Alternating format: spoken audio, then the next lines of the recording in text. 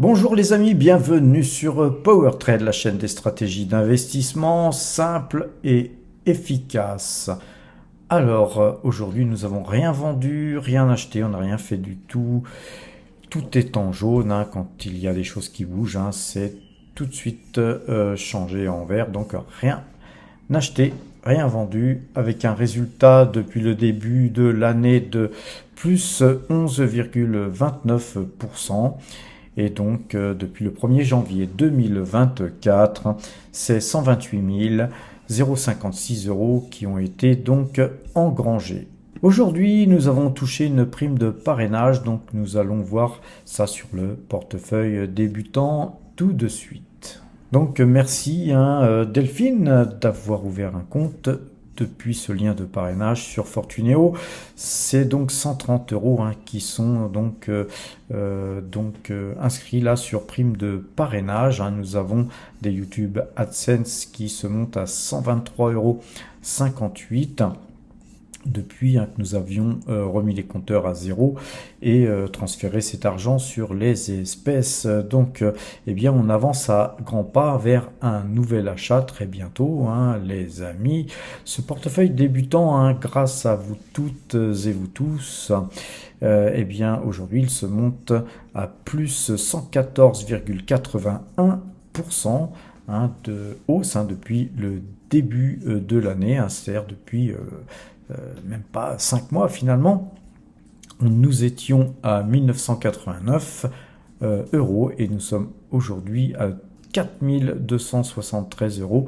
Nous avons donc gagné 2284 euros pour évidemment une progression de 114,81%.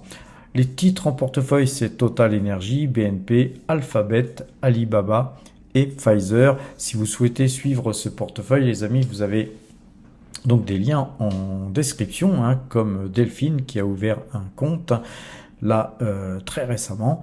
Et voilà, Delphine, si tu as des soucis, tu peux toujours me contacter et j'essaierai de t'aider au mieux. Maintenant, voilà, si vous souhaitez suivre ce portefeuille débutant, il ne faut pas le faire stupidement, puisque vous allez arriver tout au milieu, même pas au milieu, au début du parcours peut-être, mais ça fait 20 mois que nous étions à zéro et en 20 mois nous sommes passés de 0 à 4273 euros.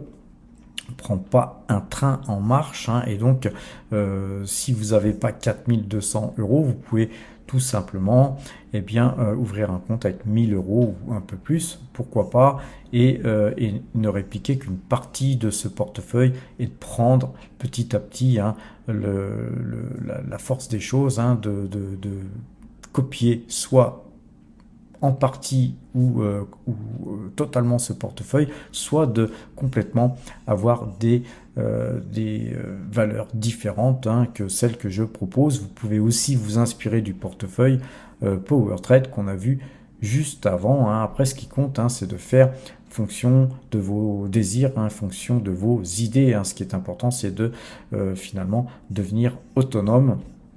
Mais au départ, si vous n'avez pas d'idée, vous pouvez bien sûr vous inspirer de ce portefeuille qui n'est constitué que de très très bonnes valeurs. Attention, cependant, sur Alibaba, on a acheté à 72. On est déjà à 78 et quelques. Mais c'est une valeur qui tôt ou tard quittera notre portefeuille, contrairement aux autres, peut-être. Donc soyez prudents, puisque c'est une valeur chinoise, c'est beaucoup plus spéculatif que le reste des valeurs que nous avons en portefeuille. Alors n'oubliez pas les primes de parrainage qui pourront vous aider à vous constituer un portefeuille grandissant, parce qu'avec 1000 euros d'investissement, si vous avez comme Delphine 100 euros de prime de parrainage, ça vous fait tout de suite 10% de plus. Fondamentalement, ça aide à démarrer, bien sûr. Allons voir du côté de TradingView. Et TradingView, si vous voulez faire des analyses graphiques telles que je vous montre tous les soirs, vous pouvez aussi utiliser le lien qui est en description pour ouvrir un compte chez TradingView. Il y a une partie gratuite si vous utilisez, je ne sais plus, un ou deux indicateurs. Après, si vous souhaitez multiplier le nombre d'indicateurs, eh bien voilà, il faudra payer. Et donc, par contre, c'est un très très bon outil, un TradingView, pour ceux qui ont déjà un portefeuille étoffé. Bien sûr, allez pas payer TradingView si vous commencez avec 1000 euros. Ça va de soi, les amis. Alors, concernant la valeur que nous avions acheté le 13 mai, là, on avait acheté Dassault Systèmes à 38,47. Elle avait rebaissé et puis voilà, elle remonte aujourd'hui de 0,55%. On est toujours sorti de ce canal baissier. Donc voilà, nous on pense que cette valeur ne pourrait que monter, vu qu'elle sort d'un trend baissier assez long et que de qui plus est, nous avions fait des beaucoup plus hauts ici. On était au plus haut ici à 48,88, donc vous voyez à 38 euros et quelques, on est quand même 10 euros en dessous. C'est beaucoup plus bas que notre dernière vente, puisque nous avions vendu ce titre que nous traitons d'une manière souvent erratique, mais qu'on traite assez souvent finalement. Alors, concernant Pernod Ricard, même chose, on est sorti de ce trend. Encore aujourd'hui, on est revenu s'appuyer sur ce trend pour repartir à la hausse, puisque nous affichons 0,95% de hausse aujourd'hui sur Pernod Ricard. Donc sur Pernod Ricard, on voit là quand même un mouvement assez fort. Faudrait vraiment qu'on se détache de ce trend pour aller viser le suivant. Qui, je vous le rappelle, le suivant est issu de points ici qui était un point haut ici, un point haut ici qu'on a tracé. Donc c'est une résistance importante, ce trend suivant, sur lequel il va falloir peut-être s'appuyer ou peut-être casser. En tout cas, pour l'instant, là, nous avons cassé ce canal baissier. On a un canal baissier qui a été cassé très récemment. Donc ça, c'est encourageant sur ce titre qui nous a permis cependant de faire quelques achats supplémentaires. On a quand même étoffé notre ligne sur Pernod Ricard, mais il serait quand même grand temps que ce titre commence à reprendre de la hauteur. Concernant Airbus, sur Airbus, même chose, on a fait un achat le 10 mai là, mais voilà, on a un titre qui a baissé depuis notre achat, donc je pense que Airbus va venir s'appuyer sur ce bas de canal baissier avant de repartir, peut-être casser vers le bas, et dans ce cas-là, on attendra pour acheter plus bas si tel était le cas. Concernant Vinci, Vinci, nous avons fait un achat pareil le 10 mai à 116,40. Là, on est à 115,90 à la clôture. Voilà, en tout cas, il y a une belle configuration, une petite conso là à la hausse. On verra si ce titre se reprend encore et qu'il allait voir ses plus hauts, car Vinci, sur les plus hauts, nous étions quand même à 120, donc il y a encore 4 euros à peu près à gagner avant de venir buter sur une résistance très forte. Cependant, concernant Dassault Aviation, un titre que nous avions acheté à 208,20, aujourd'hui on a pas mal monté puisque nous sommes donc à 209 en clôture. On est encore au-dessus de ce trend, ce fameux trend rose là qu'il faut absolument casser et absolument voir des bougies complètement en dehors de ce trend, au-dessus de ce trend. Concernant Total Energy, Total Energy, aujourd'hui, elle consolide, petite baisse de 0,63%, pas grand chose, mais voilà, là on est en train de se battre, on est en train de se battre sur ce trend blanc. Voilà, il faudra en fait surtout qu'on casse cette ATH, ATH qui était à 70,11, là, il faudra vraiment qu'on casse ça pour vraiment booster, et donc on attend que ça. Concernant Saint-Gobain, Saint-Gobain, on a fait une petite ligne à 71,90 et une petite ligne pour conforter notre position à 77,74. Hein, ça nous fait 100 titres en portefeuille. Nous étions dans un canal haussier, hein, c'est pourquoi nous avions acheté ici, on a racheté ici. Nous venons de casser là depuis peu ce canal haussier, donc c'est très haussier hein, sur Saint-Gobain. Eh bien nous allons arrêter d'acheter Saint-Gobain hein, puisque nous n'avons pas réussi à pouvoir faire feu plus que nécessaire, hein, mais déjà 100 titres, c'est pas si mal. En tout cas, nous attendons peut-être de voir ce titre sur les 85 pour prendre des bénéfices. Hein. Il est bien possible que nous prenions des bénéfices sur ces zones-là. Sur GTT, pareil, hein, ça végète, on ne sait pas trop où ça va. En tout cas, pour l'instant, la moyenne 2 jours, 12 jours est à l'achat. Donc, on a fait des achats. On a quelques titres en portefeuille. Nous les conserverons. On va regarder, on va pas tout regarder, hein, les amis, parce que aujourd'hui, je vais vous faire une vidéo pas trop longue sur de Richebourg. Hein, nous avions acheté, vendu, extrait de la performance, très bien. On est revenu à bon compte. Plus bas hein, que notre dernière vente et puis là le titre gagne encore 1,38%. On était acheteur à 4,25, on est déjà à 4,57 hein, donc voilà, c'est un titre qui peut, je pense, encore monter au moins à 4,81. Nous observerons comment va se comporter ce titre pour prendre décision. Concernant Engie qui a versé un gros dividende, sur Engie, un titre sur lequel nous faisons souvent des allers-retours, il nous restait 200 titres ici qui n'avaient pas pu être vendus. Et bien là, on a touché les dividendes du coup sur ces 200 titres et finalement, eh bien, on va essayer de revendre ça.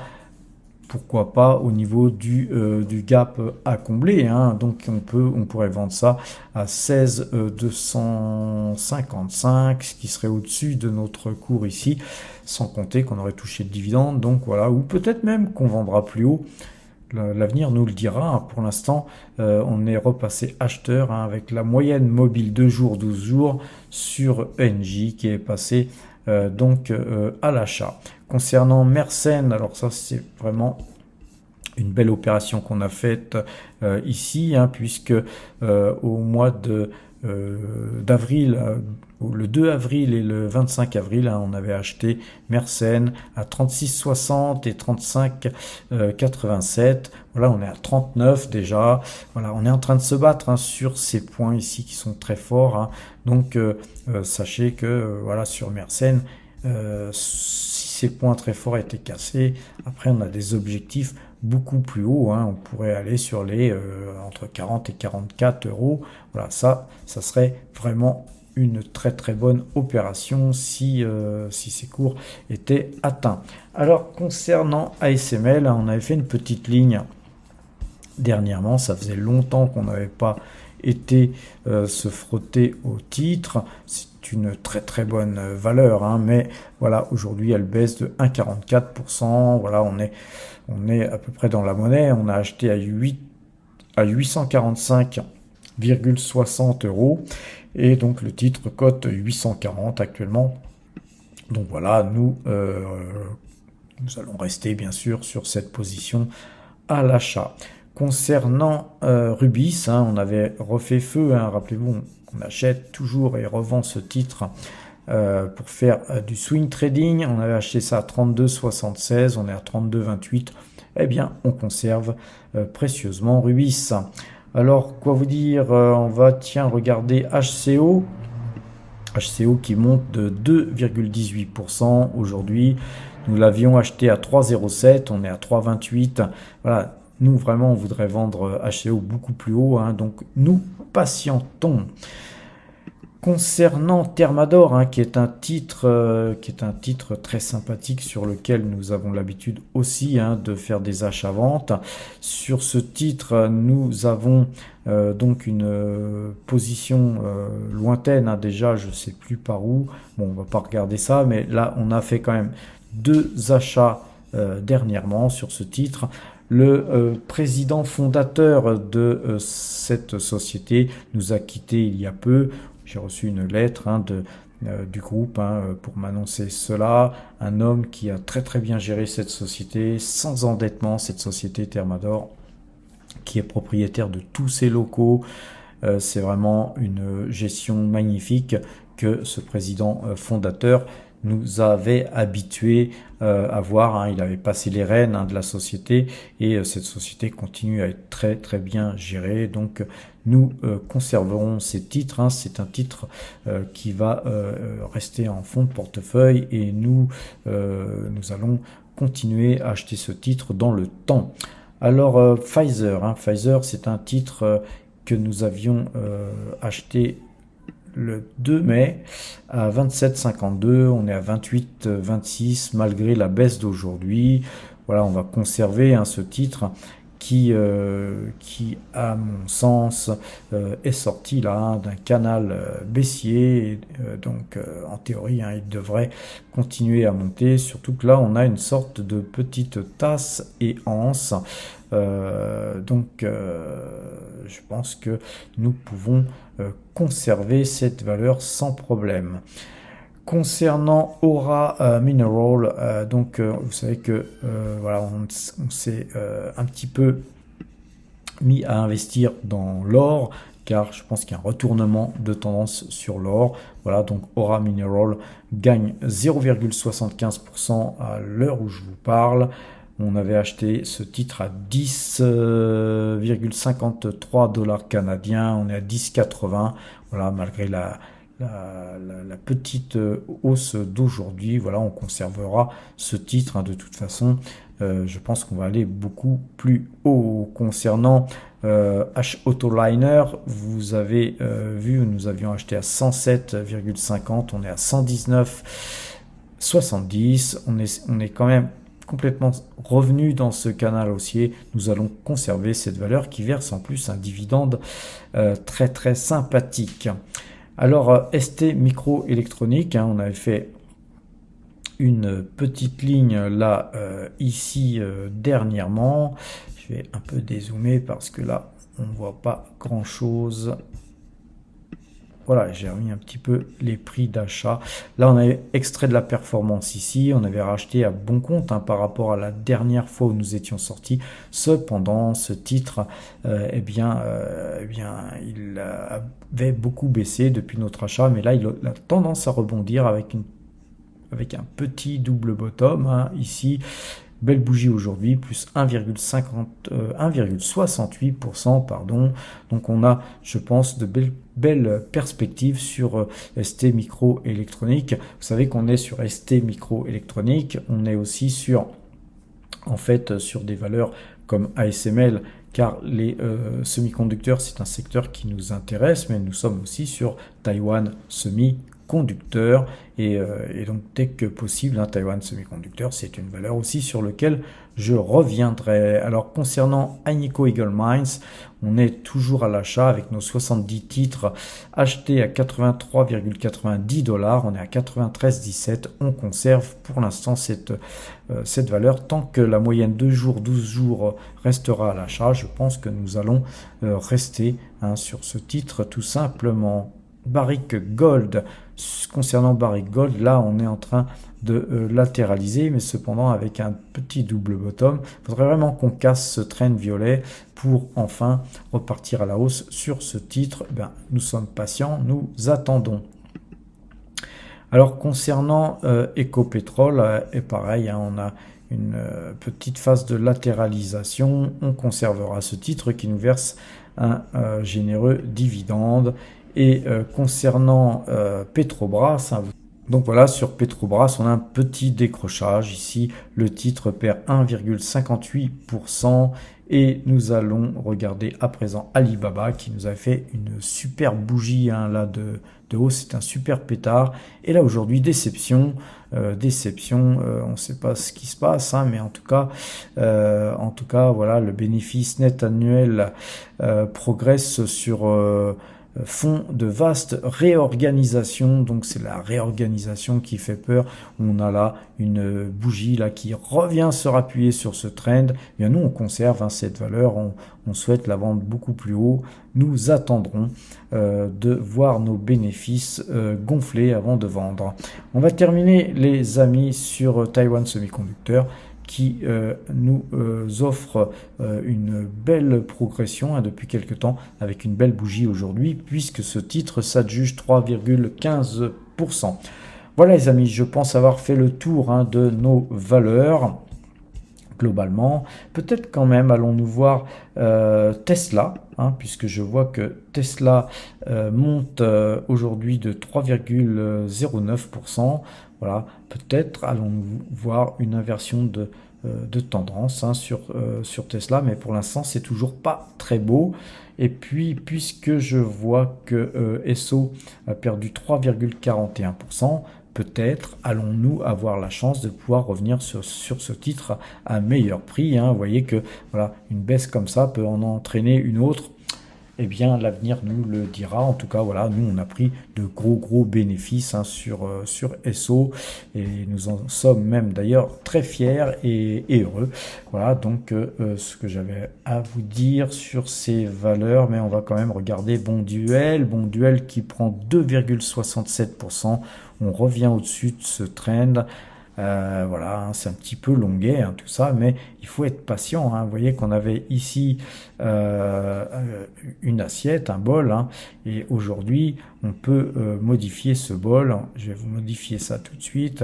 On a un bol qui s'est agrandi et donc c'est une belle figure tout ça. Donc on va conserver Bonduelle en fond de portefeuille. On a une petite ligne Bonduelle.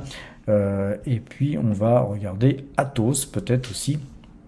Pareil, Atos qui déborde un petit peu de son bol. Voilà, donc on va le retracer puisque nous avons toujours un bol. Sauf que ce bol devient plutôt une assiette puisque ça s'allonge. Mais toujours confiance sur ce titre ou sur lequel nous avons mis un petit billet à 2,36 €. Donc voilà, donc on attendra de voir un petit peu comment ce dossier finira. On va regarder peut-être quand même aussi l'évolution des indices. Ça fait longtemps qu'on n'a pas été voir les indices. Mais avant de voir les indices, je voudrais quand même vous montrer une chose sur le yen. Beaucoup d'entre vous m'ont fait des messages. Oui, je vais acheter du yen et tout. J'ai l'impression que vous n'avez pas écouté. J'ai l'impression que vous n'avez pas compris ce que je disais. Le yen s'est beaucoup déprécié. On va aller voir ça. On refait une analyse du yen, les amis, parce que je veux pas que vous ayez mal interprété. On va se mettre d'ailleurs, parce que le yen a tellement baissé qu'on est obligé de se mettre en monthly, et en monthly c'est beaucoup plus parlant. Vous voyez que le yen là actuellement il est avec une petite assiette, un bol. Et donc, quand on voit les cours monter, c'est pas le yen qui monte, les amis, c'est l'euro. Ça veut dire que le yen se déprécie entre ici, en avril 80, où on était à 283 yens pour s'acheter 1 euro. On était tombé dans les années 2000 à 89 yens pour s'acheter 1 euro. Donc, vous imaginez la baisse énorme qu'il y avait eu, et évidemment que tous les gens qui ont été au Japon dans les années 2000, tout le monde vous dira, et même d'ailleurs dans les années 95, tout le monde vous dira que le Japon était très cher. Bien sûr, c'est pas que le Japon était très cher, c'est le change qui était très favorable aux Japonais dans les années 95-2000. Et puis ensuite, vous voyez, là, la courbe est en train de s'inverser. Et aujourd'hui, il faut 169 yens, 26 pour se payer 1 euro. Ça veut dire que, les amis, on va revenir en graphique jour, en daily. Et quand on regarde le daily et qu'on fait un zoom, eh bien, on s'aperçoit que ce trend là, sur lequel la BOJ c'est la banque centrale japonaise, ici, le lendemain de la vidéo que je vous avais faite sur le fait que je vous disais que si on casse ce trend, on irait certainement plus haut, et que si plus haut on allait, il y avait encore un autre trend qui était d'ailleurs ici, et qui s'il était cassé, nous irions ici, et que si nous allions ici, moi, je changerais tout mon argent en yens pour aller vivre au Japon. Mais là, on n'y est pas encore, les amis. Quand j'en vois qui veulent acheter du yen maintenant, moi, c'est ici que je vais bourrer pour acheter du yen. Vous voyez, là, pour l'instant, qu'est-ce qui se passe? On voit que le yen, eh bien, depuis l'intervention de la BOJ, là, ici, eh bien, il s'était réapprécié contre l'euro. On est revenu toucher ce trend, et puis nous repartons. Et nous repartons pour aller, très certainement, aller toucher le haut de ce canal, et donc peut-être casser ce trend qui est une résistance très très très forte. Si on casse ça, les amis, on va aller encore plus haut. Donc inutile de vous précipiter à acheter du yen.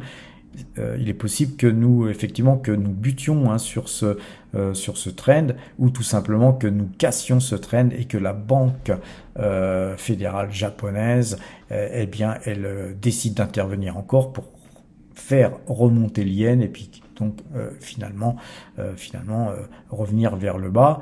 Dans ce cas-là, si vous achetez du yen, vous aurez certainement gagné. Cependant, moi personnellement, je ne pense pas que la banque centrale japonaise pourra lutter indéfiniment contre ces attaques qu'il va y avoir sur ce trend, à mon avis. Donc il faut surveiller ce trend ici qui est à 169 600.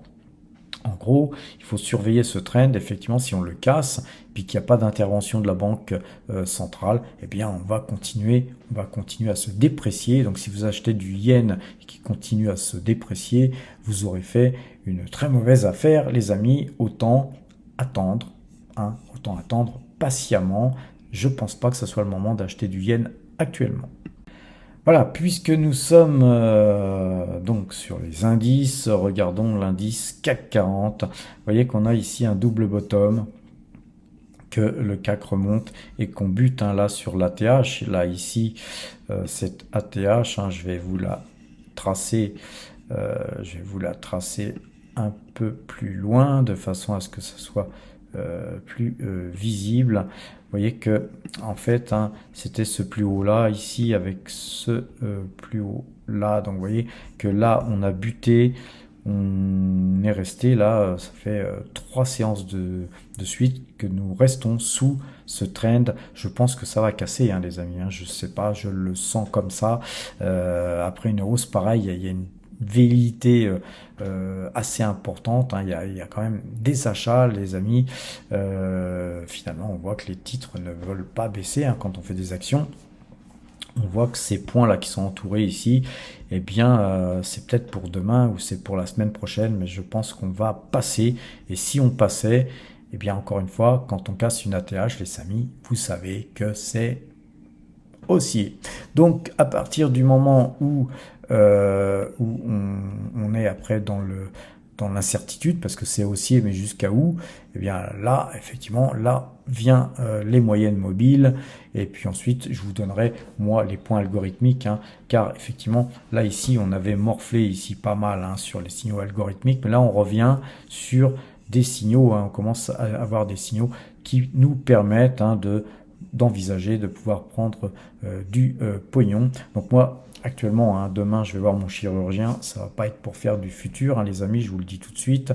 J'ai d'autres choses à penser en ce moment, et je suis pas en forme pour investir sur de tels marchés où il faut être très fort psychologiquement. En tout cas, pour ceux qui font du futur, faites attention. Il faut vraiment qu'on casse ce trend. Si ce trend ne cassait pas, je pense que évidemment nous pourrions repartir à l'assaut du trend ici, qui est une zone sur laquelle on serait attiré systématiquement si les cours revenaient à baisser.